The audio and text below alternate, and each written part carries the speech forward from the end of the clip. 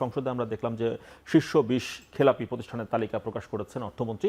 সংসদে এরকম রেওয়াজ আমরা আগেও লক্ষ্য করেছি, এর আগেও দিয়েছে শীর্ষ ঋণ খেলাপিদের তালিকা প্রকাশে, কিন্তু অ্যাকশন তো হয় না। এবার কি হবে আশা করেন? মানে হলেই বাকি, বেশিরভাগই তো পলাতক।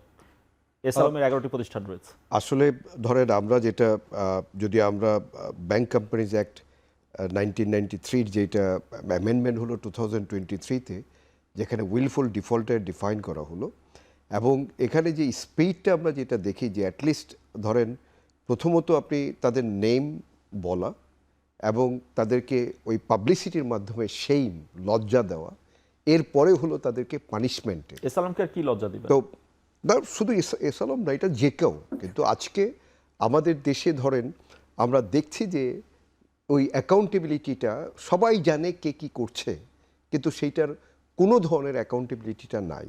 এবং এই অ্যাকাউন্টেবিলিটিটা না থাকার কারণে এইটার রিপিটেশন বারবার হচ্ছে।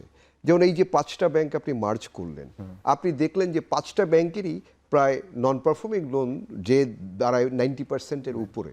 তাহলে এই যে যারা এই কাজগুলি করলো, স্ট্রেইট ডাকাতি করলো, লুট করলো, আপনি তাদেরকে কি আইনের সামনে এনেছেন? এবং এই জিনিসটা করতে আপনাকে তো অবশ্যই যারা রেগুলেটর ছিল সকলকে লেগেছে, এবং রেগুলেটর স্ট্রেইট হয়ে করেছে, আদারওয়াইজ তো এটা কোনোদিন সম্ভব না। কারণ আপনার এডি রেশিও, সিআরআর, এই যেই প্যারামিটারগুলি আপনাকে মেনটেন করতে হয়, সেগুলি আপনাকে রেগুলার বেসিস করেছেন। কিন্তু সেই জায়গা থেকে আমরা এই যে 18 মান্থস যখন ছিল কেয়ারটেকার গভর্নমেন্ট, তখনও আমরা দেখলাম না, আমরা এখনও দেখছি না। তো আপনি যদি অ্যাকাউন্টেবিলিটির মধ্যে না আসেন, তাহলে কিন্তু এটা রেগুলার বেসিসে